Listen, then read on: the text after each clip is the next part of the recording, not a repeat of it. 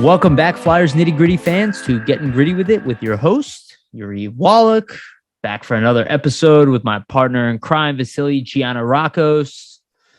Yeah, cool fucking name, dude. Vasili, welcome back, buddy. How you doing? Hey, appreciate that, Yariv. I mean, you have a cool name too. We got a couple of unique names. You probably A wouldn't hear V and every a day. Y. Exactly. Maybe we should play some Where's lottery our tickets. Yeah, we need like a Z. We need like a Xena on this team. Exactly. Yeah. And we're good to go. Hey, I've been good. Quentin. There we go. Q. Some interesting QZVY names, but yeah, Yeah. it's been good, man. I mean, it's the weekend here, so good to go. Masters weekend too. I'm a big golf guy, so I've been checking that stuff out. Aside from some Flyers games, like the Anaheim game last night, was a good one. But how about you? How's things in Israel right now? This is making me think I gotta add a topic here to our list. Israel's good, man. Israel's been really good. It's just the schedule here has been insane. I'm sorry for everybody who's watching and switch the schedule on you. We'll be back for the end of the season. I think I'm going to catch the last game in the United States of the season. I think it's on the 29th. I get back 28th. But the two of us have been talking. We got the draft obviously coming up. We'll try to do something cool around that. We'll get Steve Kornianos. I haven't even talked to him recently, but he hit me up recently. Actually, I don't know if I told you about this, but he's he did actually. Yeah, the guy's like done with Twitter. He's not done. He's still doing his thing. He's not done with Draft Analyst, but I don't blame him. And it's makes a toxic environment. So it makes me feel a little bit better because I've shut down on Twitter, and those who I guess have communicated with me, you probably would notice I tweet considerably less. Yeah. Just a toxic thing. But as far as talking to you guys, like definitely don't hesitate to still at me and whatnot, especially if it's a cordial thing. Definitely not trying to ignore people. I just spent less time on there. But for the off season, I think we're going to do something cool for the draft. We'll get Steve back on here. And then you and I are going to game plan what we're going to change. Some cool content. Yeah, some cool content pieces. Maybe some new cool segments. Maybe even for the draft stuff, we were thinking doing some live analysis of that. So that'll be really cool. That would be really, really, really cool. Maybe we can use StreamYard or we can use this or we'll figure it out. It would be interesting. It'd be cool if we had the draft on the screen. Looks like the Flyers are definitely drafting in the top 10 this year, right? So that's exciting that we can at least cover we can do like a 2-hour podcast, I don't know, maybe do an hour or whatever we figure it out. But we'll do like the first round, maybe do second. Maybe hopefully it's a top 5 pick or even the number 1 pick. You never know. I was doing some Tankathon. I was on Tankathon the other day. I did like maybe 5 or 10 kind of resets of who's gonna get the number 1 pick, and the Flyers got it like 4 or 5 times. So I don't know if that's a good sign. That's awesome sign. I will say this about the draft, again, I've been talking about Logan Cooley for a while, but the reality is there doesn't really seem to be a true number 1 in this draft. I know Shane Wright he should consensus. Yeah, he should stay there, and I get it. Seems like an Eric Stahl type of guy. I don't think the same size, but Stahl, one of the Stahl brothers, maybe even a Couture. Seems like a more of a 2-way, high scoring center. A lot of times the more pizzazz, like danglers, point producers, they'll take a little bit longer to show that they can do that at another level. We've seen that in other drafts. So even at drafting, anywhere between, I doubt we're going to be anywhere lower than 4. It's possible if the lottery draft, but anywhere from 4 to let's say 7. The Flyers really, the crop from 2 to 7 to 8. It's pretty good, yeah. It's about the same. If you look at most rankings, they're pretty mixed. Some people like Nemec as number 2. Some people like Cooley. Yeah. Do you know I think what it is? I think what it is a lot of these players, they rank out with almost the same type of high end potential. There's a chance that from 2 to 7, most of those guys are going to reach the same potential if they all hit to the level that scouts are expecting. Mm-hmm. So I think that's why there's a lot of variance between people's lists, because if you let's say if you like a specific right-handed defenseman like a Nemec over Slavkovsky, maybe you'd rank him higher because you value defense more as a scout versus offensive talent, which typically you're not supposed to have biases when you scout, but I mean, let's be real. There's obviously certain things. Yeah, there's certain things that scouts are looking for their team. So there's going to be, different opinions across the board, I think. Absolutely. And like, if we go, like, let's look at the 2019 draft. Yeah. And I'm like jumping all over the place, but I don't really care. If we look at the 2019 draft, right? Like, Moritz Seider was taken at 6th. Okay. Yeah. I don't really think it was a risky pick even at the time. Like, I really do not. But people weren't sure about it. They were unsure. Yeah, it was unsure. Again, it's a defenseman, so they're harder to project in general. But if you look at the top of the draft, and again, I'm just using this as an example because I think this is a pretty typical draft. This wasn't like a mind-blowing draft, but obviously a very good draft. And I think most drafts fall under this. Yeah. Where you like have some top end guys and then it falls off after around 10. Yep. Like that. Exactly. And if you look at this, and obviously this isn't the actual rankings, right? This is how guys were drafted. Number 1 was Hughes. Obviously Hughes taking a big jump. Kako is yet to make a jump, but they were talking about how, it's 1 and 2. Kako right now is not the best player from the draft. Actually, you could argue that Hughes isn't the best player from this draft at the current moment. You could argue that Seider is. Just based on like the value of a defenseman in the league. Sure, yeah. Now Hughes, I'd say probably is. He's been. I'd say Seider and Hughes. Like I'd probably go with Hughes. They're 1 Seider. and 2, right? Yeah. Exactly. And then you have Kirby Doc, who obviously had a great first jump into the NHL. Now slowed down a little bit. Number 3, Bowen Byram, obviously a great young defenseman, some injury issues. Is he better than Seider? Probably not. Alex Turcotte, everybody knows he's been struggling a little bit in LA. Probably won't last. But again, he was, I think, the number 2 or number 3 ranked center. Dylan Cousins, obviously having a much better year this year with Buffalo. Philip Broberg, which we haven't heard too much about him. I've heard he's doing well, but outside of that, I haven't heard too much about him. And then again, like Trevor Zegras at 9, which you could argue could be like top 5. 3, top 3 even. Exactly. Like personally, I would go Hughes, Seider, Zegras, and then Byram. Byram, in that draft. But that just shows that. That just shows, though. I think the point you're trying to make is that you could draft anywhere in the top 10, still get a really high end guy. It doesn't really matter. It doesn't have to be top 5 always. Absolutely. Actually, if you look at this draft, I'm going to keep going real quick, and I'm sure you'll want to comment. So after Zegras, it's Vasili Podkolzin, also a good young player. Then my name, Victor Soderstrom, which I think he just signed, or he's playing in the minors. I can't remember exactly. Soderstrom, then Matthew Boldy, then Spencer Knight, then Cam York, then Cole Caulfield, then Alex Newhook, then Peyton Krebs. Okay. You could argue like that's a lot of those guys. Yeah, a lot of those guys could be a lot higher. That's 17. So all I'm saying is the likelihood that the Flyers walk away with a damn good player pretty high. Like even I know, like I hear a lot of fear that the Flyers will screw this up. It really haven't. Like the Cam York is not a screw up pick. It is confusing really why we passed on Caulfield. Yeah, I still stand by that. I said that even the night of, but he's still a very good draft pick.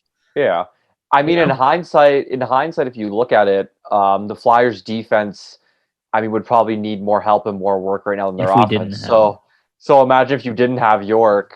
I mean, how I guess the argument could have been how even compounded that would have been. I think for Caulfield, I mean, it would have been a nice pick. It's just you already have an overabundance of wingers already on the team right now, so add him into the mix. I guess like Flyers fans would be like, well, why didn't you? He was best available, Caulfield and then draft Nolan Foote. Yeah, that too. You could have done that. But then they did the opposite. They did York and Brink. And then Brink. Which I'd argue that in a lot of cases, taking a defenseman in the first round is probably going to pay off versus in the second round. I feel like the later you go with, especially with defensemen, they might not pan out as... I'd actually question that a little bit. A lot of times in the second round, you have the... You can find some gems too, yeah. Well, I would actually argue a lot of the NHL's defense is found in the second round because it's guys who didn't show you that they had an offensive upside, or they're pretty good, like in the AHL or something. Like Duncan Keith is a perfect example of that. There's a lot of guys like that. Even a Subban, right? Third, exactly. Second and third round guys. Now, the elite defensemen typically are taken, to your point, beginning of the first round, I would argue. And then as you get later in the draft, they're more of like number 4, 3, 4 guys. Speaking of York, that pairing and him and Provorov, like they've been killing it the last handful of games. Even last night, another goal from Provorov. So that's what's funny. You say that. That's what I added to the topic list. Let's start off with that, but real quick because I'm going to forget. Jim Steaks on 4th and South Street. I'm in Israel. It is not kosher. There are no cheesesteaks here. Do you know what kind of world it is to live in a city without cheesesteaks in it? Especially being from Philadelphia. It's like if things aren't right with the world right now. Yeah. So recognize your privilege and go buy yourself freaking cheesesteak from Jim's. Jim's in 4th and South. And I do also want to say this. If you have any ideas for the draft or anything else like that you want to see, please leave it in the comments. Vasili and I are both reading the comments. Vasili's doing a great job of following up on stuff that I'm missing. Feel free to comment and then subscribe, and share. Yeah, or if there's anything you want us to ever talk about, just at me on Twitter, @FlyerItUp, and we'll look at it and see if we want to do it. We're going to try to do more topics that people, and this is stuff we'll talk about for next season, more topics that people bring up to us. Maybe we'll do a segment of the podcast. We'll do questions from the audience or whatever. And we can do 2 to 3 or whatever. Because we talk too much. So 2-3 questions, probably 30 minutes. All right. So let's get into that point. I like what you said there. Actually, I'll let you open up since you started it. Before we get into the Flyers' recent games, let's just talk about Provorov and Cam York for a minute. I just think go ahead. both of their play styles, especially the way that York can move the puck, just opens Provorov up on the ice. Very similar to Ellis. I mean, exactly, and kind of gives him the green light to say, "Hey, well, I don't have to worry about my own end and being the one to break the puck out of the zone because I have Cam York beside me that can do that alongside me.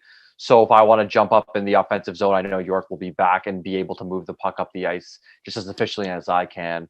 In Provorov's perspective, I think that's why maybe you're seeing him play a little bit more loose because they, can read off each other a little better. There's just more versatility in what they can do together as a pairing. Whereas, I don't think Braun, not to say that he was bad in the role he was in, but he was kind of playing out of, his element a little bit on the top pair. And then I don't think they had the ability to kind of play off each other in the sense where Provorov can dish it back to Braun in the defensive zone. And then you and I have been saying this to Provorov for a while. Yeah. For a while. Just wanted to add to that. Go ahead, please continue. Yeah, anyway, Braun will be dishing it back to Provorov. Provorov dish it back to Braun. I don't think that's something that Provorov might have been comfortable doing, just knowing that Braun isn't the most stout puck mover. At least in comparison to Cam York. So I think there's just some more comfortability there. And then you see that come out in his game because if on the ice, you're just being natural, playing to your instincts and not overthinking things, you're typically going to have better results. Where I think as maybe with Provorov playing with a partner like Braun, he was maybe in his own head a bit more overthinking things just to the effect of okay, I need to be here on the ice because if I'm not, then he might not be able to recover by himself. Well, and that's he is the zone exit. Yeah, and that's not speaking. Is the zone exit. Well, yeah, exactly. And that's not speaking to Braun. Point. Yeah, that's not speaking to Braun being bad or being a bad defenseman. It's just that he isn't a defenseman that has that element to his game, really. No, 100%. And on a successful top pairing, you need 2 guys that can do that. But it nailed it. And that's exactly what I was going to say. It's not really a knock on Braun's defensive game. The issue inside the zone, even keeping some pucks in, along the boards on the offensive zone, it's not really Braun's problem. The problem is that he's not an effective outlet passer. He's not an effective point shooter. He doesn't have offensive instinct. He's not a fast skating defenseman. He's savvy. He's smart. He's got a great stick. He can block shots. He is a great bottom pairing defenseman, even a number 4. But you're asking him to play with the best players on the team and outlet that pass against the other team's best players who are also faster and more skilled than he is. Yeah. So then they're crashing around him. They're essentially game planning as crash Ivan Provorov, which is what we were seeing is high-end pressure on Provorov. Now they can't really do that because York can move the puck. Now York's got some disadvantages. But I do want to say one thing, and I've said this over and over again. I agree with that. The pairing has benefited Provorov, and that's what I expect. And I talk about that all the time. We talk about that, how like the players around you make you better. You're not just like this whole case of one player. This is 1% of 1%. Like they're not they're players like that. It's a team game for a reason. Yeah, it's not normal. Like he's not Nicholas Lidstrom. Nicholas Lidstrom is the best defenseman of all time. And I still stand by the fact that Cale Makar plays with Devin Taves. He's not playing with the chump. He's playing with a very good complementary top pairing defense. He could also move the puck very well. Yeah, exactly. So. It's like these guys aren't playing by themselves. Like show me, like Drew Doughty played by himself and got just completely demolished by fans, being like he's done, and all of a sudden he's not done. Shocker. So it's like it's great to see that. I do want to say, like, if you look at the goal he scored against like Anaheim, for example, and obviously he's putting up points all of a sudden. He had 2 goals the other night too. Like York had nothing to do with that goal that Provorov scored. It all like I agree with everything that was said, but I think it's important to also recognize like Provorov struggled. Like last year, Sanheim struggled. Yeah, he's returning to the previous form, as we see. Yes, and probably accelerated from the fact that changed the pairing, allowed him to get reduced his minutes a little bit. Like I think Yo did a good job handling that, but I think this isn't like Ivan Provorov is now good because, and I've heard this narrative that Ivan Provorov is not good because Cam York is good. It's like, no. You can't have it both ways. You can't tell me that a rookie coming in is making your best defenseman great again. Typically, might be the other way around, but it's more likely a combination of both factors. I would say exactly. It's that they're playing off each other well. Exactly. It's the same reason why we're excited for Ellis. We weren't excited for Ellis because we were like, oh, Provorov is garbage, and because we have Ellis here, then all of a sudden Provorov will be usable. Yeah. We're like, no, we need somebody. We've seen what happens when we put the right pieces together. Yeah, I think for Provorov too. Yeah, for sure. And I think for Provorov, speaking to what you're saying, Yariv, it's more just a confidence thing. I mean, it looked like he was lacking confidence because he was struggling, which it makes sense. He's still a young guy. So you're struggling at the NHL level. You're forcing plays, they're not working. You're going to get frustrated. That's going to compound. That's going to result potentially in you struggling even more, which it was happening for him. And then you see him get paired with York, and a couple things start going their way. And then you see the confidence start to shoot back up. And then you see him trying those things that he wasn't doing beforehand. But the reason why he wasn't trying them beforehand, it didn't have anything to do with Braun or York or anything like that. It's just his own self-confidence, I think. When you're not playing your best in your own end, at least as a defenseman, I think you want to focus on that first before you kind of try to, bring the offensive element to your game, which is fair enough. You're playing in the NHL, one of the best leagues in the world. If you're a defenseman, you want to make sure your defense is as stout as it can possibly be, especially when you're playing against top pairing defenders. I just think now that we see the confidence rising, you see him making those offensive plays that you were used to seeing beforehand a couple of seasons ago and even last season as well, where he would be jumping into the plays, pinching down low, rotating out from, behind the net when he pinches, back out into the slot for shots, just like that goal yesterday from the setup from Thompson, stuff like that. So I just think it helps with the confidence. And then also I think another thing with that pairing in general, just both York and Provorov, that I think helps the Flyers in general is the fact that they're both capable of pinching in on both sides of the ice to sustain pressure in the zone. So the more offensive zone pressure you have as a team, the less chances you're going to have scored on, because the more you control the puck, the less the other team has the puck. So that's also a positive. So that's a good thing to see, that the pairing is playing well. You see Provorov kind of getting back to himself. And then obviously good experience for York on his offside, playing in that type of role, because you can do that in the future if, Ellis doesn't return, let's say. Yeah, no, absolutely. And that is still out there. We don't know much, but we're not starting a rumor, but I mean, it's just, we haven't heard anything. So I will say this, speculate. We're like the first ones to say it. And then I notice everybody else is saying it now. I don't think they got it from us, but I think people are seeing a similar trend where you're not same wavelength. Yeah, I mean, it's just a math problem. We have no idea if it's correct or not. I don't like to assume the worst. Like, people assume the worst on Coots, and we'll talk about that a little bit later. But looks like he's going hard in his rehab. Yeah, exactly. Probably not the case. So yeah, Provorov, nice to see him looking like his old self. And I was thinking about something Isaiah said, and I really like Isaiah, and I've been talking to him. I talked to him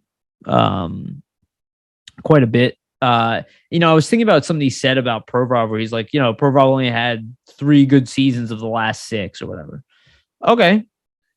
Could you not say the same thing about Sanheim? He's had what? You could say that about the whole team. That was kind of my point. I was like noticing that he was like, he's like, Provorov is not there. I go, okay, then get rid of Provorov and Sanheim by that metric. In fact, I'd argue you could get rid of most players on our team by that metric. That's what I was trying to say. Like if you go back, out of the last 5 seasons or so, they've made the playoffs twice. I think that's probably true. Yeah. Yeah. I think twice. So, yeah. So, realistically, in those other 3 seasons where you aren't making the playoffs, they're probably not going to be good seasons. Effectively meaning the whole team isn't having a good season. You know? That's the way I look at it anyway. I just know we have this recency bias thing. And I love the way Sanheim's been playing. Don't get me wrong.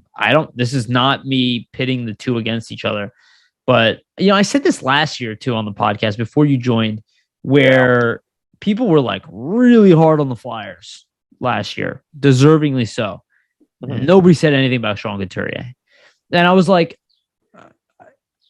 there was no criticism of him. And I was like, I'm not, me, I'm not sitting here. I'm not going to do it. But I was just well, why is Couturier safe? But everybody else can be lambasted. He won the Selke and everybody's just in love with the guy. Recency bias. Where it's really you just have to look at the team as a whole. Is the team playing like shit? Yes. If the team is playing well and there's an individual that's sticking out and they're not playing well, now you have an actual problem with that player. Yeah, exactly. And that happens sometimes, but here people react like it's happening every time. Pretty much. Or just the fact that a young guy can't struggle, especially defensemen. At least with hockey. I think Provorov is still younger than Sanheim. Yeah. Well, the thing is, if you look at just the way hockey's been, the way they bring young players in the NHL, it's only just as of maybe 2015, 2014, at least that I've noticed, that really young players come into the league right when they're drafted, 18, 19, 20. I think in the past, defensemen, at least younger defensemen, they'd come in a little later, they get more AHL time. And I think now that's starting to change. But with that changing, you're going to see more struggles from those defensemen at the NHL level, as you see with Provorov and a Sanheim who've had those struggles.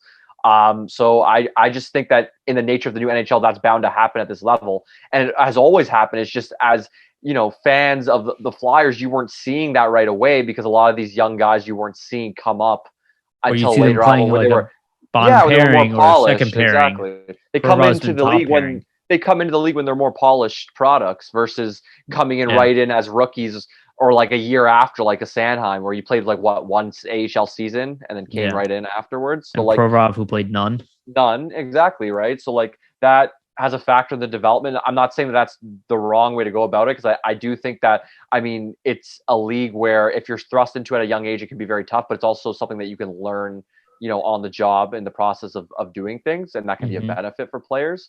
My thought is just that where you see younger guys coming in now, you shouldn't be as, a criticizer of them saying, well, why is he doing so terrible? Well, a defenseman's 23, 24 years old. They're still very young as a defenseman. They're not going to be getting to their prime. We talk about this all the time. You're not a finished product till 26, 27 in my eyes. I would agree with that. And even then, there's still, for some guys, there's still some upside. And we'll talk about it. But I think Owen Tippett, I wish I had screen grabs, the amount of people who were saying he was a bust and we shouldn't trade for him. Or just terrible. That he's obviously garbage. These guys have been scouting him for years, and then he gets here and he's like, oh, this is the best goal scorer we have in our system. Okay. Or looks like he could be. Yeah. Yeah. Instinctively, I don't want to jump ahead, but it looks like it to me. I was saying we'll talk about it. Yeah. We'll talk about it. I don't want to jump too far ahead, but we'll talk about Tippett. So save those comments for a minute. Let's get into recap, I guess, a little bit of the Flyers. Flyers lose to Columbus, and then they beat Columbus. Kind of circumstance of just two not great teams going back and Pretty forth. Much. Flyers probably could have won both, I guess, but that was my assessment of it. I think the Flyers outplayed Columbus handedly in the first game, just by the shot metrics. Yep. I think they had 20 or so more shots than Columbus did, at least. I mean, they played a good game. Noah Cates, back-to-back goals, so that's nice to see him get on the board and just show some of that scoring touch that he showed when he was in college there. And I mean, just a smart player on Cates' part. Like, he's just always in the right positions, really high hockey IQ. So I think that's a really just good signing for the Flyers in general, and he's going to be a part, for sure the bottom six, I would say, moving forward. I would say pretty good games for the goalies too. For Hart, both games, and Martin Jones. It sucks to see not the Flyers not being able to get Hart a win in that first game, just because they had so many shots and played so much better. Mm-hmm. I just think a theme, at least out of these games or the first Columbus game, was the same kind of thing that's been plaguing the Flyers all year. They're in the position to win and they just give up late goals, and those are backbreakers and they can't come back. And it's kind of, we've been talking about it all year, right? That's what's happening. And then when they do win, it's just being able to, play with the right habits. And it's a learning process. A lot of the players right now are younger guys. You have a lot of younger college guys in there. So it's a learning experience for the team trying to build the right habits on how to win games. But as you were saying, at this point, I don't know if we really want them to win games in terms of their draft position. So it's kind of like a torn thing. It's a torn thing for me because I'm not an advocate of tanking personally. Like, I think it's better for a team. You have young guys in the mix in the lineup. You want them to build the right habits for next season so they can learn how to win, learn how to protect leads in the third period, learn how to make, the right plays in those situations, not coughing up pucks, not turning pucks over. You want your young guys to do that. I mean, in the other aspect of it, though, on the other hand, like, you do want to see the Flyers pick high. You don't want to see them fall out of that top five because they do need high-end talent. They do need a high-end draft pick to kind of infuse an into opportunity, the a lottery. Also. Yeah, right. So in a sense, I'm kind of torn with the remainder of the games on if I want them to, perform well and build those habits or better their draft pick. But yeah, what were your thoughts? No, I mean, mine are very similar. I mean, it's funny because like it's so hard to talk about firing Mike Yeo because, and I still stand by this team, even though they are still losing, they look better than they did under AV. Like, AV had this team in a state honestly, a state that I have never seen before. I've never seen a Flyers team care less about winning. And every player was playing probably their worst. Simultaneously. Like, Mike Yeo, you can honestly be like, oh, well, this is going well. He's look at this young guy, Morgan Frost, and we'll talk about him. This is stuff that Yeo is doing, and I'm not saying he should be the coach next year, but man, like, it gets hard to want to throw away the progress he has made because I'm like, he connects with the players. Yeah, I'm like, is there a way that you can stay as an assistant, please? Like, maybe it is possible. I have no idea, but I do like. I think they're more enjoyable to watch, and like even the game against the Ducks. Again, it's a same type of thing, like a team that's just not that good against another team that's not that good. Does make you think, though, like a lot of these games that we lose, where we blow leads and lose the momentum, like, how does Sean Couturier impact a game like that? Like, the bleeding of the defense, it would not be there. The matchups would be so much different. Our center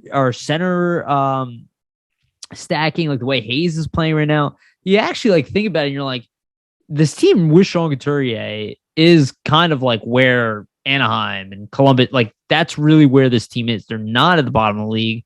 They're healthy. Yeah, they're middle of the pack. They're a bubble team that is slightly interesting to watch. If they have Ellis back as well, maybe they're a little bit better than that. I think the NBCS and Philly broadcast, I mean, they didn't mention this last game, but just over a few games, they just mentioned randomly that the team has lost over 20 one-goal games, and you wonder, like you're saying with Couturier, exactly. I mean, would those one-goal games be losses? I don't know. It's hard to factor because we always point back to, with him, they're 13. I think this season with him, they were like 13-13-1, like exactly 500. Without him, they're objectively shit. But like, I mean, look, we have no idea. I mean, I think you're stating it in a smart way, but the reality is like, he would impact them positively. He's a huge impact offensively and defensively in the game. Yeah. and we're missing, a top pairing defender. You add those in there again. If you look at the Flyers record, even if you win half of those games, you're still not a great team, but you could win half of those games. And that's why I said, let's take advantage of the down year. We're probably never drafting top 5 again. So just get the fucking top 5. Yeah, just get the top 5 pick. Like, this team has a bunch of young players on it already. Hopefully we can get the guy we want, and then just move forward and try to fix some of this goddamn garbage that's going on with, I guess, the cap situation and it's a weird numbers game all of a sudden happening with all the young wingers and everything like that. Yeah, there's somebody's got to go. Looks like, or not go, but something has to happen because there's not going to be space for a lot of guys. We don't have them on the docket, but I mean, like, I think Lazinski, Allison both scored last game for the Phantoms. Yeah, they're both. Allison had a nice. He scored a one-handed goal. Beautiful, beautiful goal. And quite frankly, those guys are too good to play on the Phantoms next year. And that doesn't include Bobby Brink, doesn't include Noah Cates, who just got here. Obviously, Ronnie Attar is making an impact, and we'll talk about them individually. But it's a weird numbers game. There's a lot of options. It's funny how, like, everything's so doom and gloom, and then when you really let all the stuff settle, it's like, it sucks. The season sucks. For sure. But there are opportunities here to fix this. There are opportunities to improve. There's bright spots, I would say. Like, there's things to look at and key in on, and you can focus in on and just say, well, the team is bad, but there's pieces in place that if they make the right off-season moves, they can vault right back into at least being competitive with some pretty decent teams in the league. I'm just sorting the Flyers roster of guys who have played this year by age. Okay, yeah. So right now, York 20, Farabee 21, Frost 22, Zamula 21, who's played a little bit. Ratcliffe 22, Tippett. Oh, these are the start of the season. These are not correct ages, so you got to add a year on all these. So Tippett 23, Ronnie Attar 23, Noah Cates 23, Jackson Case 24, Carter Hart 24, Wade Allison 24, Bonneman gone, Konechny 25, Provorov 25. Again, these are recent changes in age. At the beginning of the year, they were 24. Felix Sandstrom, 25. Very young base of players. I would Sanheim, say. Lindblom. There's really only a handful of guys that are over the age of like 27 or 28 at this point. The older guys on this team, Nate Thompson at 36, Keith Yandel at 34. Be gone. They're going to be gone. Yeah. Braun, Broussard, G, all gone. Gone. JVR, probably gone. Then Cam Atkinson, okay. Martin Jones, probably gone. Kevin Connaughton, probably gone. Then Ryan Ellis, who is great. Who knows? He can play, but he's 30. He's not, he's just turned 31. Patrick Brown's 29. Kevin Hayes is 29. I guess they're both 30 now. Sealer, gone. Mayhew, gone. Then you got Couturier. It's really a young team, aside from the handful of, like, Couturier, Ellis, Cam Atkinson, Hayes. Like, essentially, it's really all young guys. I guess Risto in there as well. I mean if pretty young, though. If we get rid of the guys that I know we're getting rid of, I mean, you're talking about top 5, probably top 5, top 7 youngest teams in the NHL. Yeah. Which that's what I'm saying. There's a lot to look towards, and then you still aren't even mentioning. It doesn't include Brink. You still aren't mentioning Brink, the Tyson Forster, Zayd Wisdom, Elliot Desnoyers, who look like, all those 3 guys to me look like they might be players in the future. In the NHL, just from like 100%. their AHL seasons, and then Desnoyers, the way he's ripping it up. I didn't mention Ronnie Attar either, did I? Yeah. Oh, no, maybe I did. No, you did. You did. I did. Yeah. Actually, let's talk about Attar. Let's talk about the 3 newcomers and just give like a quick, synopsis of what we've seen. So, like, I'll go first with Attar.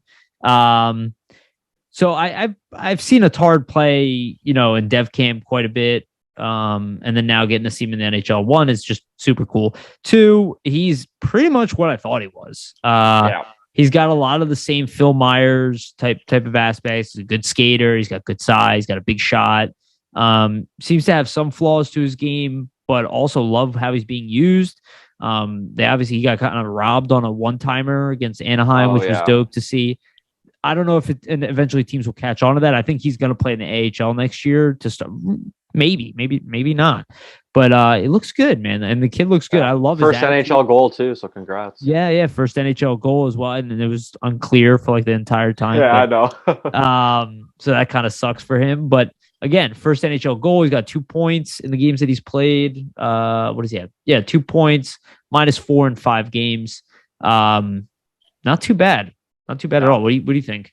Adder's look good to me. I think, I mean, obviously the plus aspect of his game is his booming slap shot and then the power play prowess. That's, the main thing that you see for sure. And as you're saying, you're seeing him get more comfortable using that. I think the first couple of games he's kind of getting settled in. He wasn't really sure where to maybe pick his spots in terms of using that shot, but now you kind of see him getting more comfortable. And especially last game in the Anaheim game, in the first period, he was blasting them away. Like he had 3-4 shots on net. And then the goal, and then obviously the rob. So he could have, had 2 goals in that game, which is impressive. Good skater too. Yeah, exactly. And like you were saying, I like the comparison with Phil Myers in terms of the physical attributes and just physical tools that he has. He's a smooth skater, gets around the ice very well. Obviously there's improvement that needs to be made in terms of like defensive zone coverage and things like that, and just knowing how to defend at the NHL level. But it's only his first handful of games, and I think it's a kind of a smart move by the Flyers management team to kind of give him these games. It gives a young guy a taste of what it's like, and then now he knows, okay, these are the aspects of my game I need to improve on going into next season. Like I need to be more aware of my surroundings in terms of my defensive zone coverage, the way I play the gap of guys coming in over the blue line. Like you can tell that his gap control is a little bit off from college to the NHL, but it's a huge jump, so that's going to be expected. But giving him, that taste is going to result in him maybe going back in his training and just trying to improve in the offseason on those aspects, which is what you want to see. And it's similar to kind of what they did to with Cam York last season, where he got some games in, and now look how comfortably he looks at the NHL level. So I like the way that Fletcher and Flair are kind of giving him a shot that way. I think it's very smart. Totally. No, I think it's a great breakdown. And it's funny, like you're talking about like his gap control and all that stuff. Total no disagreements with what you're saying. But it's like you look at the way he's been playing, it's like 1, he's outplayed Keith Yandle. Yeah, 2, he's outplayed Nick Seeler. 3, he's outplayed Kevin Connaughton. And he's stuck with them though. That plays into, how he's going to be on the ice as well. Well, then you can imagine if you give him, like, if our bottom pairing next year is Ronnie Attard and Cam York. That's really good. And Ryan Ellis is back. That's really good in my mind. All of a sudden, that bottom pairing is like super dangerous.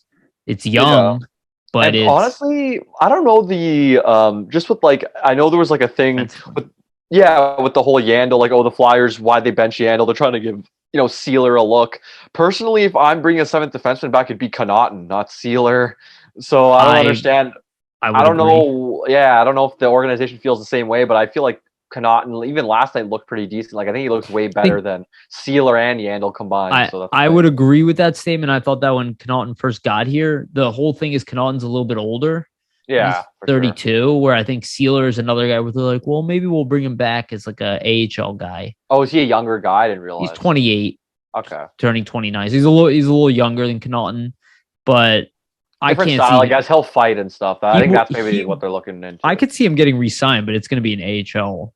It's going to be a two-way contract, and it'll be an AHL bound player. I can't see him. I can see him maybe being a reliable call up at some point where they're like, like that's how they view Sealer. I think they like him, but I think they know that he's not good enough to play in the top 6 of this team. And as a 7, he's serviceable, but he's not a guy you really want playing more than like 30 games a year. Yeah. Exactly. So yeah, Ronnie Attard, I think looked really cool, really nice to see. Really awesome. He's right-handed. He was older when the Flyers drafted him, so it seems like this is one that's paid off for the Flyers because he seems to be a pretty good NHL prospect. And it was a question pick at the time. People were questioning because he's older. Yeah, exactly. But so it just shows that doesn't always translate. Guys have their own speeds of development. Just back to what we always saying all the time. It's like nobody wants to talk about these scenarios. Everybody wants to pretend like it's a math problem. And it's like it is so not. Otherwise, Kaprizov wouldn't have been taken. What was he, 5th round pick or something? Yep. 3rd or 5th round pick? 5th round. Yeah. Guys like that would never drop to the 5th round if that was even remotely possible. Because it just doesn't work that way. So let's talk about Noah Cates. I think we talked about him a little bit last time, but two goals, like a grittier goal for him the other night, against Columbus. And, I gotta say he might be a candidate to make this team out of camp next year. I would say that like the same thing in my eyes. I think he'll make it. My thoughts would just be, you could tell trusts him already, like a lot, just already by the position he's putting himself in. And I mean, it's been a handful of games. He's played like 6-7 games max for sure. So nothing too crazy in terms of the games played. He's already, getting a level of trust. 6-game, even plus minus 2 goals. Yeah, that's what I mean. So 6 games into his NHL career, you saw him start off on the third line and then get moved up to play with Joel Farabee and Cam Atkinson on the first line. Now he's with Hayes and Tippett, which, mind you, that's been a really good line. I've liked the dynamic there. And I think, you see Cates' hockey IQ really be utilized and just his work on the boards. I don't know if you notice this as well, but I've seen that almost like every board battle he goes into, he either comes up with the puck or a teammate is there to assist him and gets the puck out of it. And what's funny? Really crucial. That's really crucial because that's when you watch the best teams. Why are they the best teams? Because they win those board battles. They retain puck possession and 100%. They tack the chances on, right? Which Jean Couturier is very good at, by the way. I want to say that because I think you nailed something I was thinking in my head because I'm like, this is another Oscar Lindblom situation. Like, look, similar to that, yeah. Well, if you think about Lindblom, especially pre-cancer, like did not lose board battles. Very savvy two-way player, has a scoring upside, but literally almost identical size between the two guys. I guess the advantage is that Cates can play center. Yeah.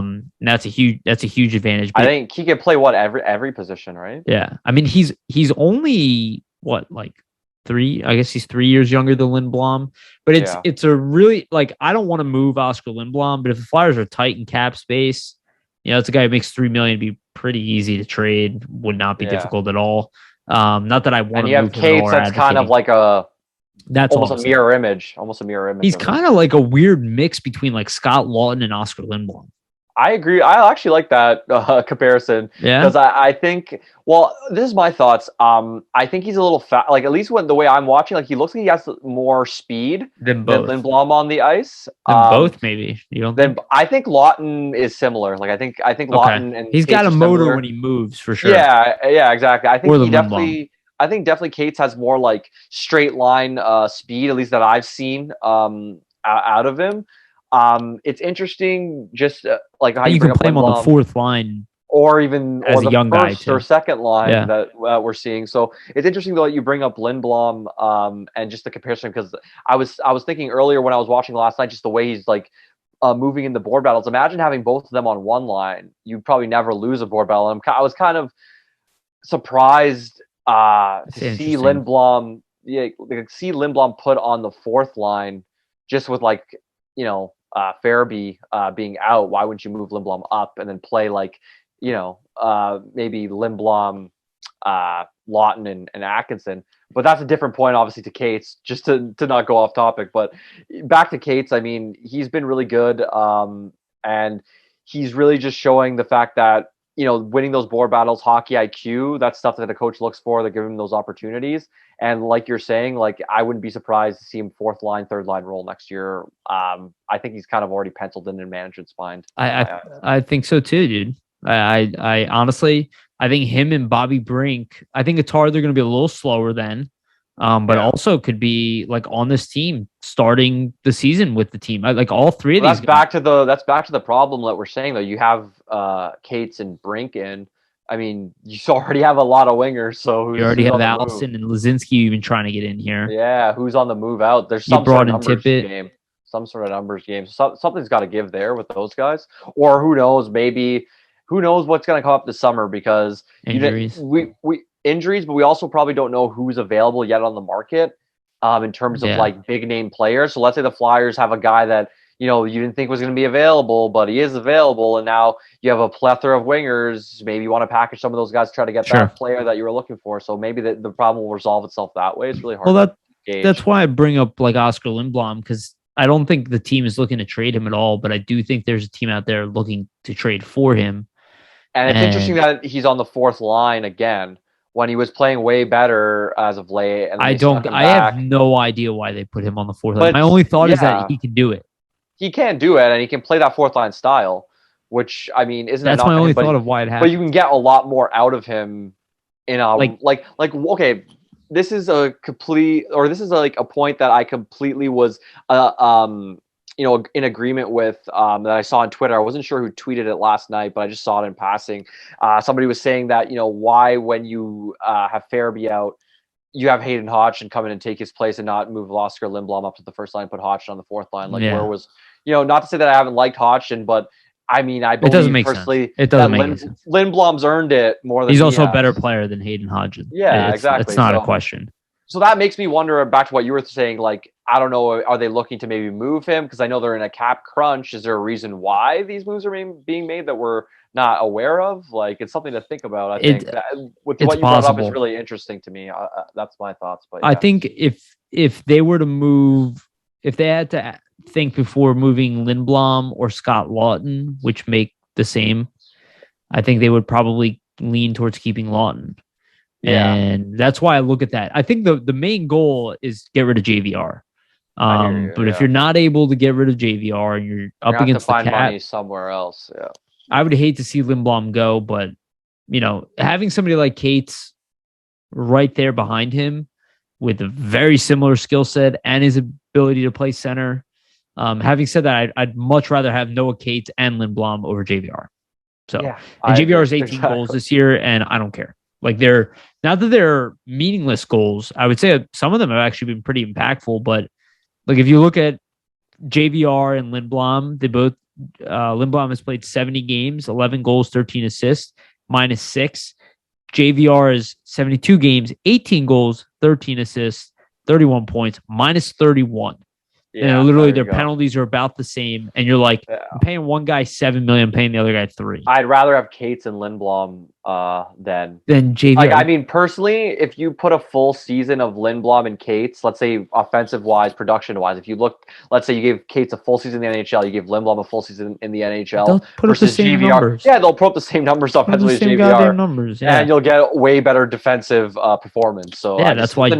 It's a no-brainer. It's a no-brainer. It's just like, what team are you going to find that will want JVR? Because they're going to look at that -31. My guess is like, Arizona's going to have to be the play. It could be a team trying to stay above the cap space. They do have that floor. We could eat 25% of that cap. Arizona, too. Seattle. I think those are the targets. Maybe. The only thing is that JVR does have is that he is a very good net front guy. He can tip. He's a power play guy. So if a team's looking to make an impact specifically there, and it's only for 1 year, and again, they have a bunch of cap space, and they're not really looking to be that competitive. They're looking to throw a decent, veteran out there who can plot 20 goals a game. Like, that's what JVR is at this point.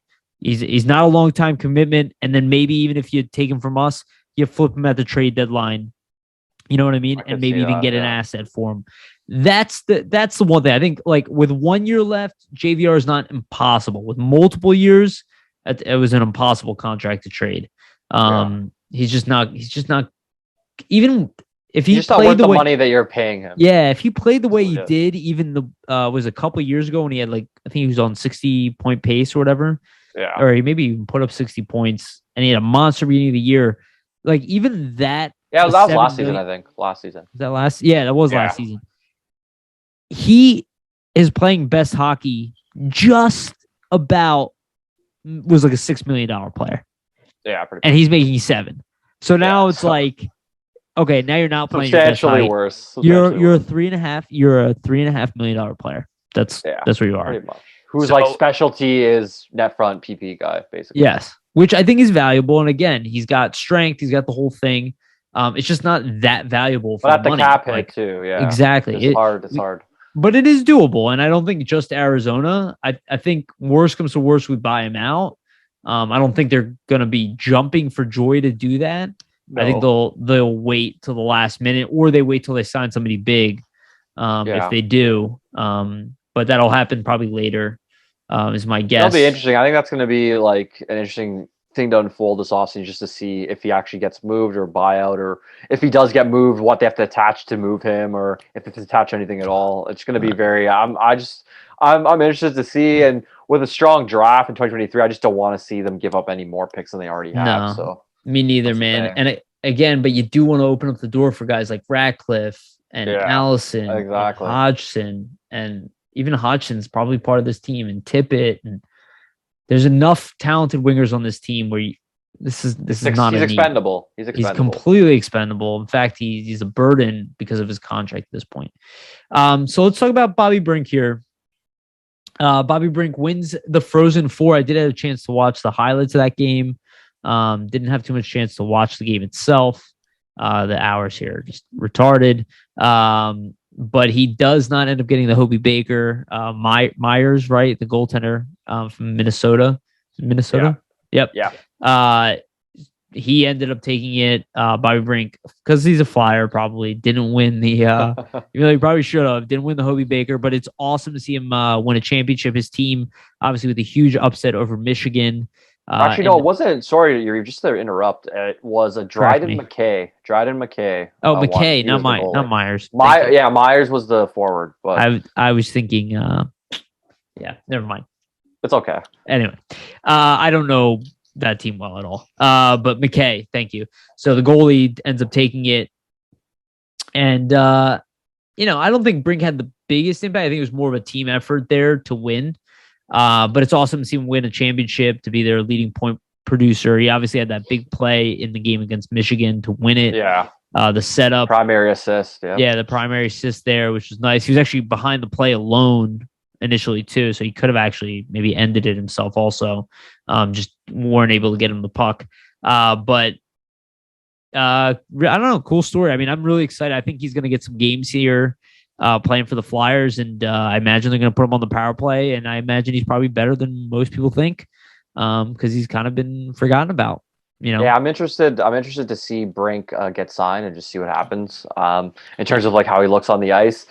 With the Hobie Baker and having the goalie Dryden McKay there win. I mean, I won't bullshit you all. I really haven't seen Dryden McKay play, so I'm not gonna pretend like I know that he. Yeah, I'm not gonna pretend that I know that he shouldn't have won or anything like that. And from reading up on it, I do know that the end for this award they haven't awarded it to a goalie in around 15-20 years. So in that case, I mean, committees like that, I mean, they're looking to give one to a goalie eventually. So this probably was the time for them. They had one that was good enough that was in that stratosphere with the rest of the players. So it makes sense why they kind of awarded it to him. Undrafted, though. Yeah, that too. It would have been nice to see Brink, get it, though, just because he was so far and above the rest of the pack, at least in terms of like point totals and the other, forwards. He probably should have got it. He probably deserved it, but I think, like we're saying, with stuff like this and in committees who pick these awards, they're always looking to get that goalie or defenseman an award. They're probably thinking in the background, we haven't given a goalie a win in 15 years. It's time. There's a narrative there, but exactly. I'm excited to see him play. Yeah, I'm excited to see him play too. I don't know if he's going to be as NHL ready as like somebody like Kate, because I don't know if his game is as polished defensively. Also simplistic, like no, Kate's not that he's a simple player, but like it's a lot of like, it's a lot of hockey plays where like I think Bobby Brink stuff's to be creative, think outside the box, sneak in around the offense. It's just the expectations are a little bit different. And you want to play power play, and it's like what we were talking about before. Like Noah Cates is a coach's dream. Like he always does the right things. He comes in, he's dumping the puck in, he's working hard in the corners. Games are completely different. Like Bobby Brink, to be successful, he's controlling the puck a lot. He's not going to dump it in. He's going to be bringing it in, trying to make dangles, trying to make moves around guys. Yeah. And when you're doing stuff like that, you're going to turn the puck over a lot more because it's a harder play to make. So I totally agree. It'll be interesting to see how it translates. I think with Brink though, it'll be fun just to maybe get him in there with Farabee. I'd love to see him get on a line with Farabee and Atkinson. That'd be cool. And just see for a couple games. Why not? That'd be cool. I can see that. I'm excited to see him on the power play in general, just get some time to move the puck. But can you hear all that? Yeah, that's okay though. I have my dog usually going crazy as well. So give me 1 second. I think it's like all dogs. Hold on, I'm gonna close this window. Maybe it'll make it better. No worries.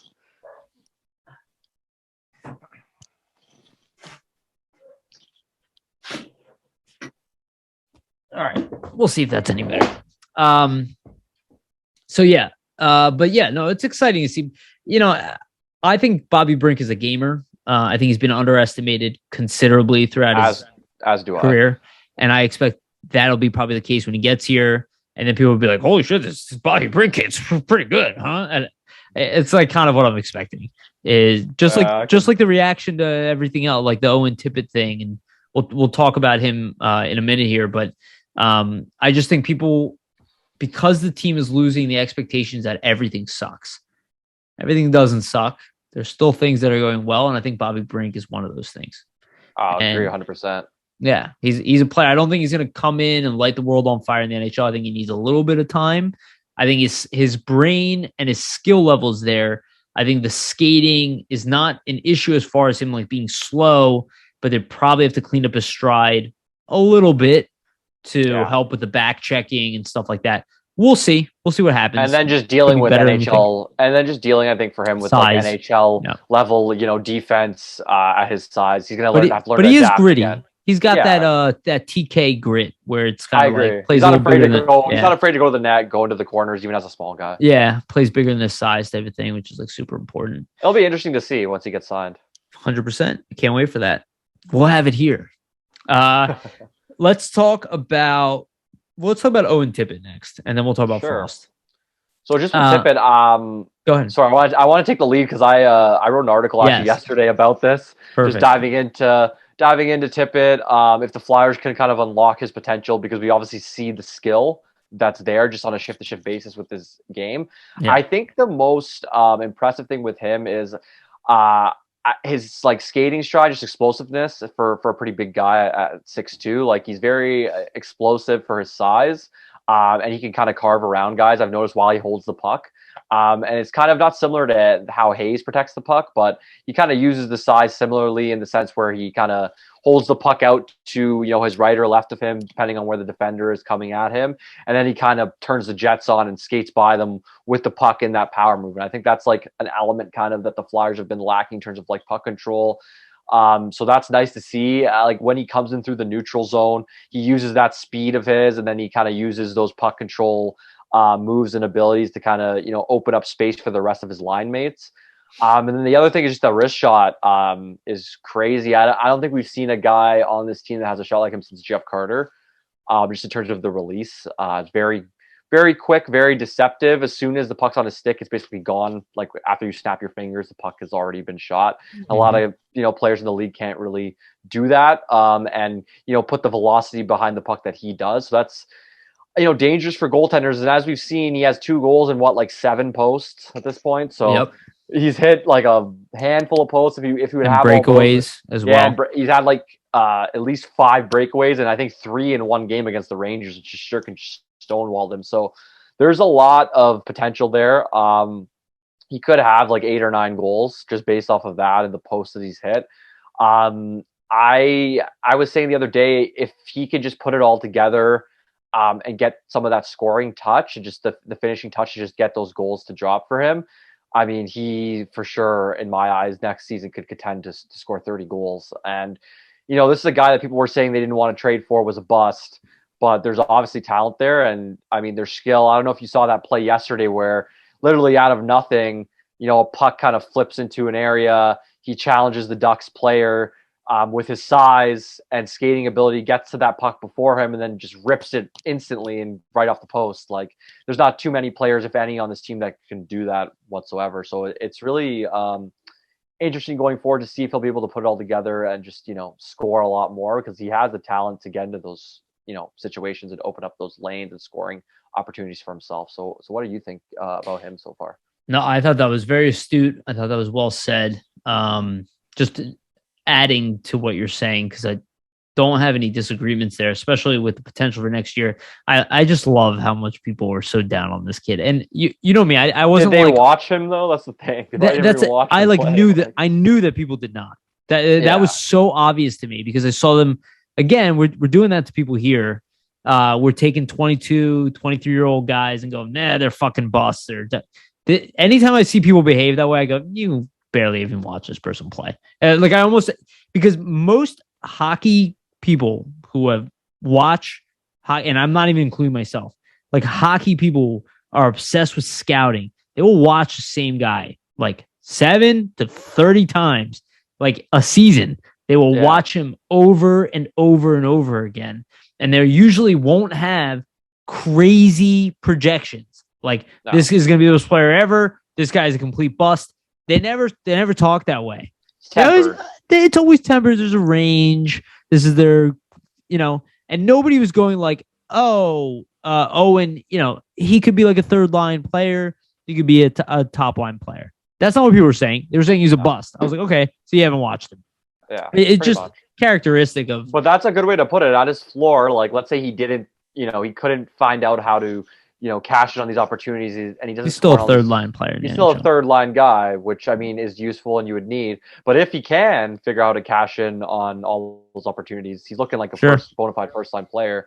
And it's almost reminiscent of Lindblom, where a couple seasons ago when he first broke in with the Flyers, he had all these chances, and they weren't going in for him. And then that one season before the cancer diagnosis, you just saw it all click, and he was just all the goals. And I'm kind of seeing the same thing with Tippett. So I'm wondering if the same will happen next season for him. I'll say this about Tippett is that I see Tippett as something else. Like, I see him as being like, okay, this is a guy with a skill set. Like you said, it's not even it's not a Jeff Carter like sniper. And I'm not comparing him to this player because that's asinine to compare most goal scorers to him.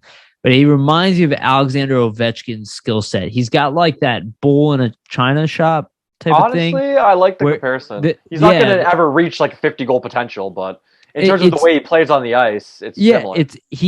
He will literally like launch himself through the middle and just rip a shot. He will get a shot on half boards and rip a shot. He will take the puck up the wing, try to drive it to the net. Like, he's not the biggest guy. He's a big dude. He's not the biggest guy. He plays with a physical strength. Yeah. Like, bigger than his size, too. He's got power. He kind of reminds you of like a running back, like he's going to run through your D and just get that puck off immediately. Well, that's what I mean. Like, the way I see and the way I see him control the puck, whenever he gets in the neutral zone, he's always explosive. He's explosive with it. He skates right into like the middle of the ice and typically tries to rip a shot, which we don't have a lot of players on the team.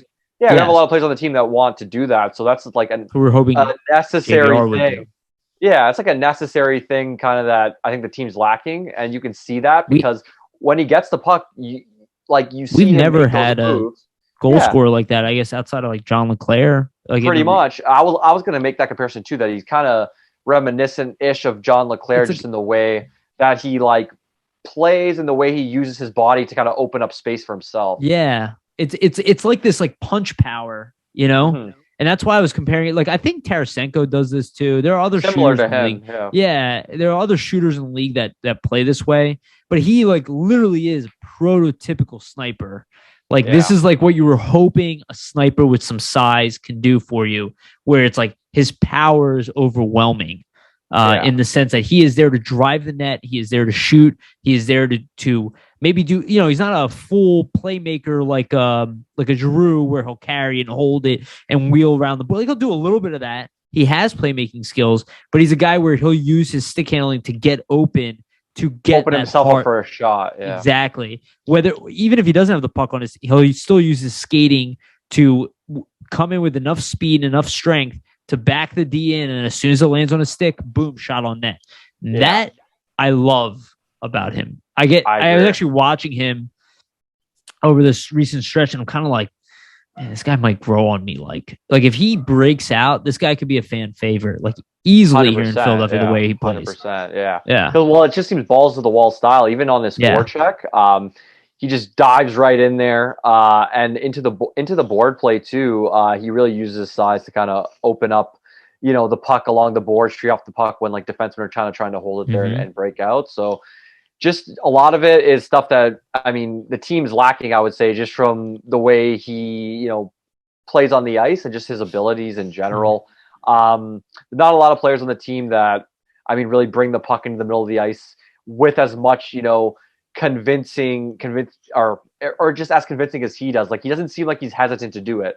Where a lot of guys I notice, like, you'll see Konechny kind of wheel in, wheel around, not to, be down on a Konechny or anything, but he doesn't always drive the middle of the net. Like, he's not a sniper. Yeah, he has the speed to do it, but he doesn't always do it. But Tippett, once he gets that chance, he's just like barrels ahead. I'm going to the front of the net. I'm going right to the slot for a shot. And they need that. They need that. I like what you said there, and it just making me think like it'd be interesting to see if Tippett can play the left side at all.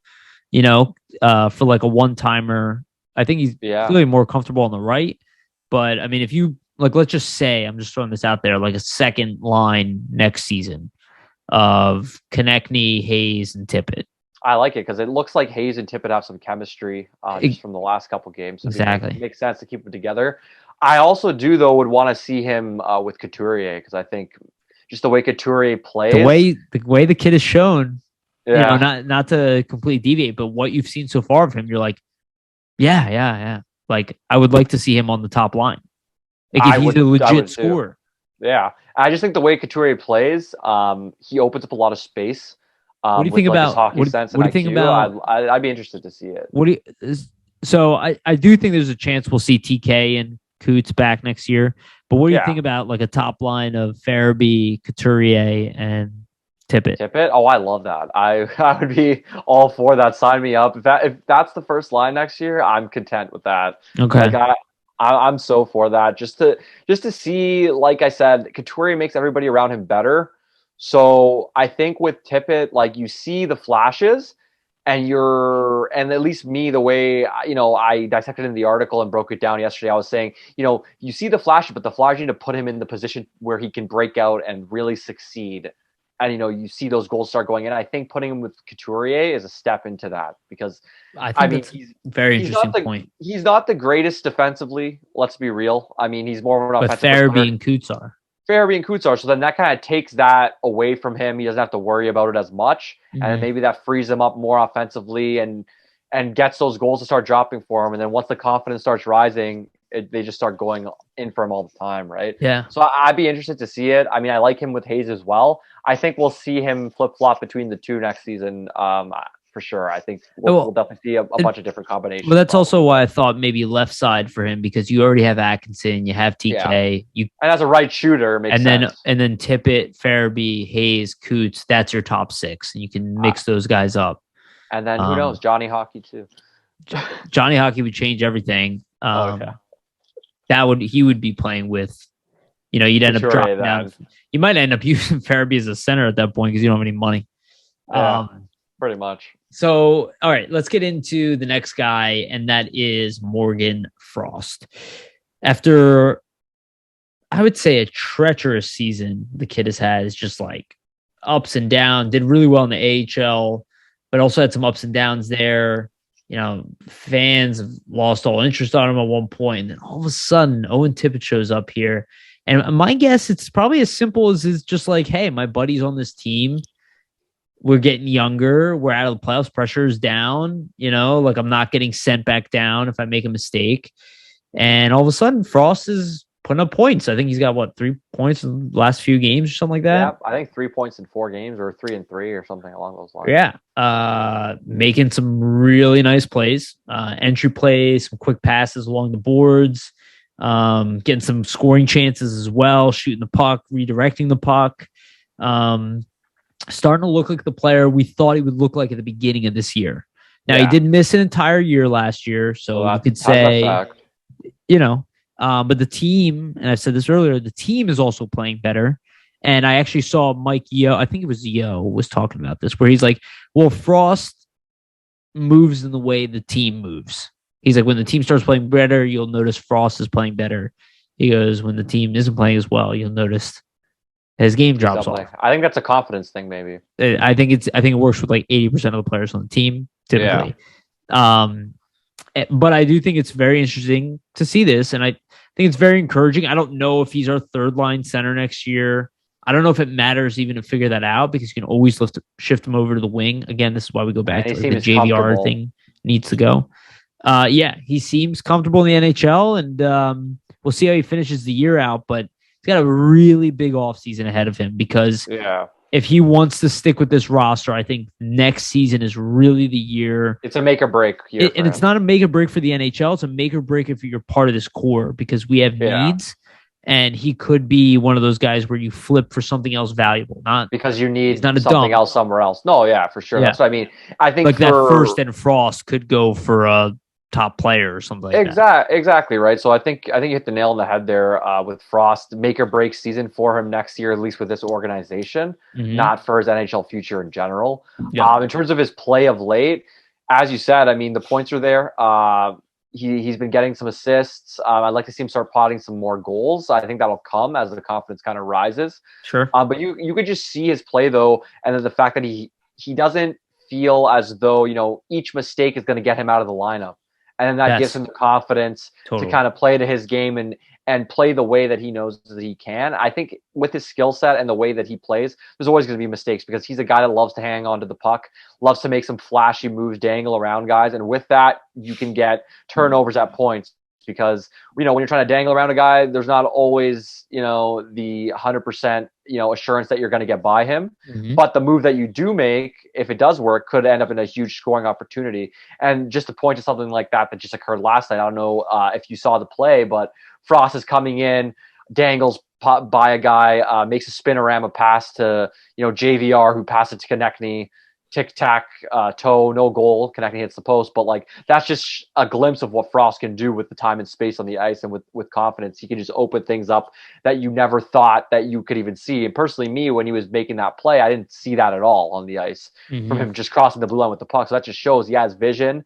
And he sees the ice in a way that a lot of players can't, and his passing ability is really high end. I think with him, it's just a confidence factor at the NHL level because you see at the AHL, he's afraid to make those types of flashy plays. And I think for his skill set, he needs to be able to make those types of plays to be effective. But at the NHL level, as you were saying and alluding to, he was kind of afraid that, what if I make one mistake, I'm out of the lineup, I'm benched, I'm back to the AHL. And then when you try to make those plays and that's in the back of your mind, just even more pressure on you, and then it doesn't always come out. Doesn't always translate and come out like the way you want in terms of the moves you're trying to make on the ice. And even last game, I mean, he made some of those really nice plays, but he made some defensive lapses where he gave the puck away. He back checks super hard. He breaks up the play going the other end, in the Flyer zone, and then gives the puck away right again as soon as he breaks it up. So that's the growing pains with Frost, right? You live with him making those defensive errors for his offensive upside and the fact that he can just make those plays and create those offensive opportunities for you out of nowhere. I just think as he gets more confident, you're going to see less of those mistakes. Yep. And it's more just a factor of him, not being kind of comfortable at the level he's at right now, or fully comfortable anyway. Yeah, and I think, credit to the Flyers, they had a rough go of it late, but I think, just kind of retrospectively, I think keeping him at center is part of the thing of being like, we still believe in you. We're not saying that you're inadequate at your position at the NHL level. I think it's smart. They could have put Cates in the middle, but they didn't. They and they could have shifted Frost over. They'd be like, well, you're going to be a playmaker in the NHL. They still see him as a potential top six forward.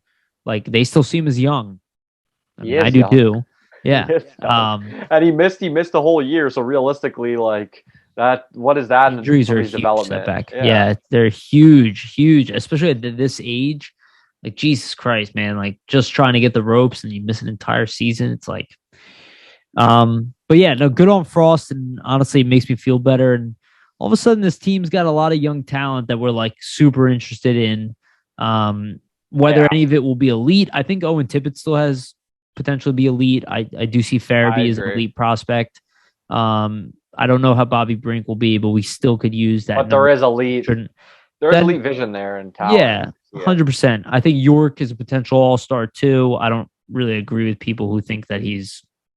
I don't know. I hear people labeling him as a number 3. He's a rookie playing top pair minutes in the NHL. Yeah, come on. I'll be honest with you, man. All-star potential. The way people label players is sometimes so baffling to me that I don't even and I'm sure people feel that way about things that I say too. Yeah. But sometimes I have no idea what people are even talking about. I literally don't. And I like Bill Matz's show. I listen to him all the time. But you go back to his episodes from 3 weeks ago. He's Ivan Provorov is a bottom pairing. He's a number 4 defenseman. I'm like, what planet is a guy who literally has produced 40-point seasons, literally plays 25 minutes a night, was one of the before. best young defensemen in the NHL, is a number 4 defenseman. Like, I get that the team sucked. Like, I get it. LA also sucked. Drew Doughty was the number 1 defenseman. Was he a number 3 defenseman because he couldn't carry the LA Kings? Or the rest of the defense core, yeah. That's the thing. Like, I just don't understand where this is coming from. This is the thing. I could agree with the fact if somebody wanted to label Provorov as a number 2, or something along those lines, I could understand that because, I mean, a bona fide number 1 guy 2 is still an all-star defenseman. Yeah, exactly. That's what I mean. A bona fide, like, number Brian 1. Ellis was a number 2. Yeah, that's what I mean. That's the point I'm trying to make. Like, a bona fide number 1 guy, you could argue, let's say, like a Chris Pronger type. He can carry anybody, right? Like, Provorov, obviously, it's a Hall of Famer. That's what a once in a lifetime type of player, right? Like, most players aren't Hall of Fame caliber. Like, so it's hard to really put that on somebody's shoulders. Being, well, he has to carry his partner. I mean, not necessarily. Was Chris Pronger carrying his partner at age 24? No, right? He got traded. No, he got traded. Actually, exactly. I was actually just about to look that up, and I wanted to say I think he was traded at 24 years old. Yeah, so that's the for thing, Brendan right? Shanahan, right? But just, that's pretty good trade. Yeah, that's what I mean. And both teams won that one, but that's the thing, right? So, like, with a young guy like York, Chris Pronger, actually.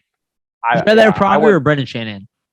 Retrospectively, it depends what my team needs. If I already have a stud D-man, every time. Really? Chris Pronger every time? Every time. And if I have Nicholas Lidstrom, I don't need Chris Pronger. But like, agreed. But if you have Pronger and Lidstrom, Nicholas, okay, that's different. You're not losing in any playoff scenario because you have literally 2 franchise caliber defensemen. One of which is the best defenseman of all time, I'd argue. Yeah.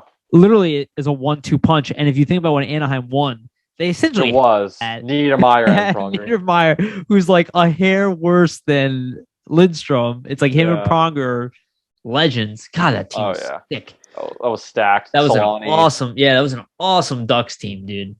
That was a great Ducks team. Get a young Ryan Getzlaf who's already Corey Perry at like 24. Yeah, Corey Perry pre 50-goal season. That was a very fun team to watch. I remember that run. Yeah. But no, it's crazy. Just like back to the York stuff. Sorry. No worries. Just to see people be like, well, he's never going to be a top pairing defenseman. You have no idea if he's going to be. I'm like, man, he's playing on the top pair right now. That's the first thing. And like playing around 18, 20 minutes a night as a rookie. I mean, if that doesn't tell you that he has the skill to progress from that point and take that role on in the future down the line, I mean, what else is going to show that to you? Dude, I even think about it with imagine Provorov didn't play here. Okay, imagine he played on a different team. Yeah. And he had a 17-goal season. Yeah, we'd be like, let's trade for him. We'd be like, why can't we get lucky and get a guy like that in the draft? Yeah, pretty much. That's the thing. I think is just like if when you're watching players around the league, a lot of these assumptions are being made. Well, yeah, the grass is always green on the other side, but it's also being the assumptions are just being made by comparing stats. Size. Yeah, but and also smaller sample size of when you see them. Like, you don't see them at their worst. No, because you're watching them a couple games a year as a fan, right? You're not going to be keying in on them every game. So you're looking at the stats saying, well, he looks really good, but you didn't see all the mistakes he might have made too while also looking good. So, that's why they make mistakes, especially top pairing defensemen that play 25 minutes 100%. A night on bad teams. So and Provorov can be better than what he is. Exactly. As we're seeing, because he was playing probably to his worst he has in his career and has bounced back within the same season and has looked really, really good like he has in the past. So it just shows they're young guys that are 24 years old. Didn't Detroit trade Nick Leddy, who was their top pairing with Seider? Or did I make that up? They did, yeah. They traded Leddy to St. Louis and then they got back Oscar Sundqvist and Jake Wallman, which was a weird one. Actually, they won that trade. It's a weird one. It's a weird one for St. Louis because I think Wallman is better than Leddy. So, but I think they just wanted the veteran presence. I don't know. I'm not too sure on that one. Ugh. I don't like it. Yeah, you look at that trade, and it's like, how the hell is that? Like Wallman will be Nick Leddy in like 3 years from now. Yeah, so, like I don't know. Like I don't really get it, but like they're trying to win now, so I understand. Maybe they didn't want to live with the growing pains that they were seeing from Wallman. It's possible. I guess. Hold on 1 second. I want to look something up before. Not to say Leddy has been the greatest on Detroit this season or anything, but yeah. So that's an interesting one for me. I just want to see something. I did not look this up ahead of time, and I'm just No curious to see what Moritz Seider's stats have been lately, because he was on a freaking tear at one point. I think he's tailed down a bit, like in terms of his production. I don't think it's the same as what it was at beginning of the season. Okay. Oh, this is beautiful. This is what I want to show people exactly. Okay. So since March 5th, okay? Yes. From March 5th to March 9th. And again, I'm positioning this a little bit in my favor because literally you go right before that to March 4th, and literally the guy's got he's got a point every night. Okay? Yeah. So he was completely So you're going like a month span. So you're going March 5th to April 9th. Yeah, completely on fire. March 5th to April 9th. He has 4 assists, 0 goals, and seems to be a -6. Interesting. But you don't see anybody bringing that up and saying that Maurice Seider's a bust or he's not good at hockey. But guess what, Yariv? He's 21 years old and it's his rookie season. So, I mean, there's going to be struggles, just like Cam York is 20. What is Cam York, 21 or 20? Cam York should be 21 now. He's young for his age group. But same thing. He's 21 years old. He's going to struggle at points in the NHL in his rookie season, just like Maurice Seider's been struggling, but also showed months of promise beforehand. It's not linear. Development is not linear, especially with a young defenseman. He had against Columbus the other night, he was a -2. He had 6 shots on net. He played 25.5 minutes. And that's what I mean. He's playing tons of minutes on a bad team. It's hard he has a -3 against Ottawa. It's hard to avoid that, though. It's hard to avoid those minuses and goals against when you're -4 against Arizona. Yeah, right. But it's hard though. Terrible. I know he's the worst. But it's hard though. The point we're trying to make is it's hard to avoid. I love Seider too. It's hard to avoid. It's hard to avoid those minuses and those goals against when you're on the ice at the volume that he's on the ice as such a young defenseman. And he's not on a good team; he's on a bad team. That's the same thing with Provorov. The same thing with York. They're not playing on a good team right now. They're still young defensemen. I mean, there's going to be growing pains. There's going to be struggles in there. I mean, Provorov's obviously a different situation. He's been in the league a lot longer. But at least for the York Seider comparison, it's not going to be linear with those guys. They're going to show months of promise, and then they're going to go through periods where they struggle. And that's natural at the age that they're at and at the point they are in their development at their age. So totally. But you don't see people bringing up the Seider points to your... I had a feeling because I was like, well, Nicoletti was their top guy, and they chose to, and one of their top guys chose to move on. I was like, I would imagine that impacted Moritz Seider's play. Yeah. Which you're right. When was that trade? When was the trade deadline? It was way after. It was way after. So it was March. It's not something. It's not correlation. It seems to be more correlated just with the fact that it's a long season. He's a young guy. Yeah. His team hasn't been playing as well lately. Because before that, I mean, if I take March 4th and let's go to January 29th, okay? He's got, this is actually 1, 2, 4, 6, 7, 9, 11, 13. Yeah, 13 assists, 1 goal. Not bad though for a rookie. 13 assists, 1 goal, and he's looks like a +4 or 5. That's what I mean, right? Like not linear. That's the main point. He only has 5 goals this year. Yeah, but as a rookie D-man though, that's pretty good. It's fantastic. I mean, he's got 45 points as a rookie. Crazy. He's 6'4", 100 or 200 pounds. It's like, yeah, literally most of the time you're looking for a top pairing defenseman if you're a team in the league to get you between 45 and 60 points. So he's already at that level in a rookie year. So fantastic prospect. That's the thing. That's why I do this stuff to show people we all think he's fantastic. And I can find you a sample size where somebody goes, he's not. Yeah. Looks like he's not the star we thought he was. I hate that shit. But you could do that with but there's tons of people that love to do that with the Flyers. 99% of players in the NHL you can do that with. Yeah, exactly. There's only a handful of players. Like I remember the conversation people used to say to me back in the day. I'm talking about like 7 years ago. I used to, before I did the Flyers stuff, I talked to my friends. They're all hockey players from Northeast Philadelphia. And, I would be like, Giroud is one of the best players in the world. I would say it all the time. I would go, he is truly elite. He's one of the best flyers of all time. And I went, he's one of the best players in the world. And then everybody's response was always, yeah, but I can name you 7 or 8 guys that I'd rather have over him. I'm like, so? I'm like, yeah. Okay. I was like, okay, so you can name other star players, which, by the way, some of those guys were Jamie Benn, Tyler Seguin. Are they doing as well as Giroud at this point in their career? No, they're not. Giroud's still outplaying them. So, and again, not a knock. I love Jamie Benn still, and I definitely love Tyler Seguin.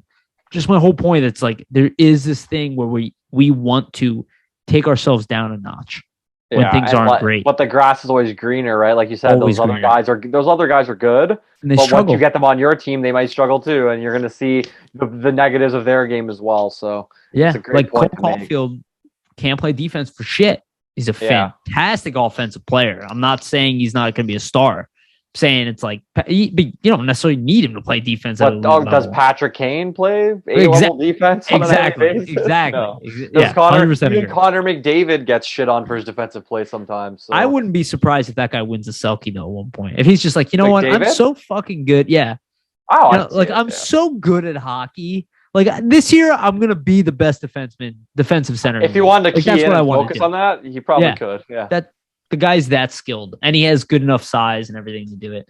But it shows you how great fucking Pavel Datsyuk was. Like I was. Oh man, he was another level. Is he still playing in the KHL? I think he was last year. I don't know if I know he was last year. Yeah, I don't know if he retired. If he is, kudos, because man, fucking amazing athlete, insane. He's probably part of Putin's army at this point. He's just so talented. They're like, just make sure he's here. Okay. He'll steal the puck from the other team. Yeah, not an appropriate joke, probably. All right, let's talk about our last topic, and then we'll end on this. So, some good news here. I think Jordan Hall shared this. I want to give him credit if it's Jordan.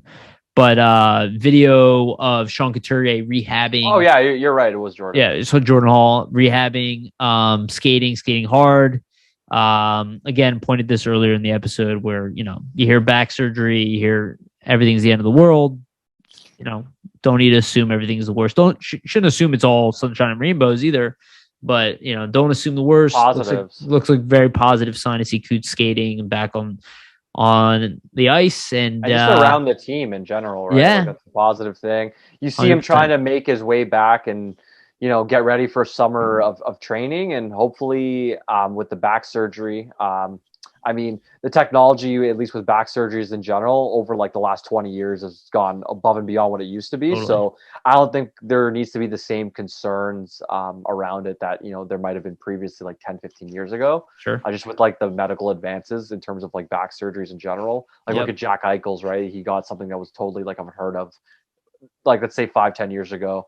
And he's been looking good as he's been back. So Couturier hasn't gotten a similar surgery, was not near that. Sorry, I can't find the word there. It's not near that complicated. Exactly. Not near that complicated. So it's just a good sign to see your top center back skating months before the beginning of next season. That gives me like a lot of faith going into next season that he'll be back 100% back to what we're used to seeing from Couturier on the ice in terms of Selke level play and also being a really great offensive play driver. If they can get Ellison and Coots back, like you add those players onto this team, this is with the young guys they have considerably more interesting team to watch and more competitive, and it's enough to get us out of the gutter and into the conversation. And if some other things pan out well, like players develop a little bit more in the off season. We're still, waiting on a couple guys. Maybe they make a jump in their development, which does happen. Joel Farabee, man, he still hasn't really had that true breakout year. No, if you think about it, do. And I could see next season being something like that, coming out party for him. I would not. With the way he's playing this year, I would not be surprised if he put up 70 points next year. Like, I would not be shy. Like, if he was a 30-point, 40 assist guy next year, I wouldn't be like, oh my God. I'd be like, yeah, just kind of waiting for that. He's been working up to that 70 to 90 point range, which is kind of how I see him as a player and also top penalty killer type of guy. Well, there's positives, guys. That's the main thing, I think, of the episode with the young guys. There's positives moving forward. There's things to look at that we can say, okay, for our next season, this is something that these players can build on. There's something the team has here with a lot of their young guys that they can build on. We just have to see. I think the main question marks now are just what are they going to do in free agency? How are they going to free up cap space? And what's going on with Ellis? Those are really the question marks that I have moving forward. Some questions, serious questions. We'll dig more in them as we move forward. Let's cut it at this. We've done a pretty good episode here. Vasili, anything you're working on you want to tell people about? I'll have an article next week, most likely. Just had one published yesterday that we kind of went into the topic earlier, just about Owen Tippett's potential. So appreciate you guys all checking that out and reading it, and make sure you read all the rest of the content we have on Flyers Nitty Gritty, because all the writers are putting in a ton of work. Yeah, awesome. Well said. And yeah, thank you everybody for listening. Thank you again to Jim Steaks, our sponsor for the podcast. Go get a cheesesteak. For the love of God, go get a cheesesteak. Yeah, just really appreciate everybody listening. I appreciate people following along as I travel and whatnot. Definitely trying to keep up with the games, and Vasili has been awesome working with me on the schedule here. Again, more to come. More feedback is awesome, because we're going to try to, up our ante with the show. Up our game. Yeah. Exactly. It's like the Flyers have to. Yeah, exactly. Going into next season. Going into next season. Yeah, but thank you everybody for listening. Really, really, really appreciate it. It's awesome. Our numbers have definitely steadily gone up, and we're going to try to do even better. But yeah, like, subscribe, share, comment, do the whole thing. Thank you again, Vasili. And thank you everybody else for listening. And remember, always stay gritty.